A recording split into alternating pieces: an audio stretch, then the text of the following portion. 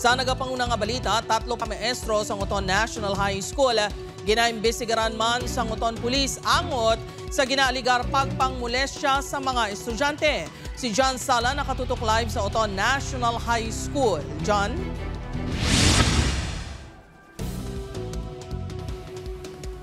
Jert, hindi ilang isa, kundi may 3 pagid kaduga nga mga manunudlo nga sa karon ginaimbestigaran sa Nguton Municipal Police Station bangod man sa aligasyon sa pagpang-abuso kung basehan kuno ang mga nakuha nila nga impormasyon sa social media.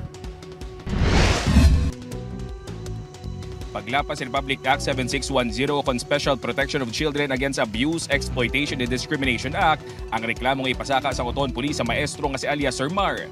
Ini matapos ginreklamo sang 2 ka mga estudyante nga lalaki nga edad 13 kag 14 anyos sang pagpangmolestya. Ginakompleto na lang sang Women and Children Protection Desk ang Nguton MPS ang mga dokumento para mapasaka na sa piskalya.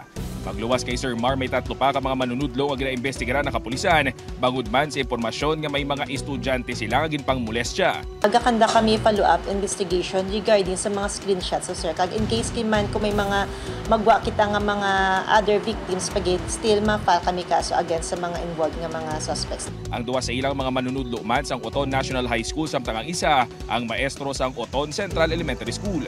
Sa mga victims naton, kag may mga biktima pagit kita da nga wala pa nagpa-blatter sa station, gina-encourage kamo ni PNP nga kung pwede makadto kamo sa amon, mapa-blatter kita kag ataga nato no stisya ang nagakalatabo sa inyo. Ginri-assign na sa DepEd District of Nguton si Sir Mar samtang nagapadayon pang investigasyon. Apang suno sa Iloy sang isa sa mga biktima nga si alias Maria, dapat kakasun sa serbisyo ang maestro kag hindi nga isa ilo lang. Molestya, pull out lang pero sige duty. Manumduman nga ang bata sili nga si alias JJ upod ng 2 paniya ka mga abyan. Ang gindala ni Sir Mar sa iya balay kag ginaligar, ginhikap ang pribado nga parte sa ilalawas. Ay kumbaga, bala kung ang estudyante, ga-escape, wala gasulod sa eskwelahan, gina-kick out.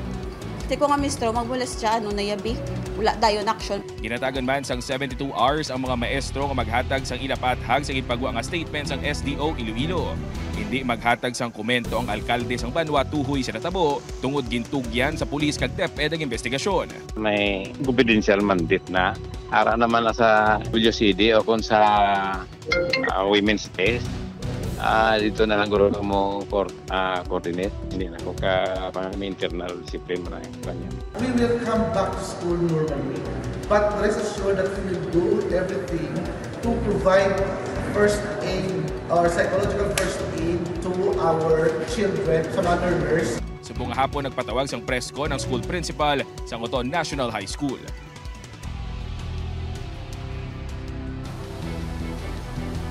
Jerd, sa press conference kagina ginapahayag man sang principal nga si Sir Darwin Haro nga pati siyang naulamid man sa issue matapos nga may nagpalapta sa social media sang iya pribado nga conversation sa ginaaligar estudyante.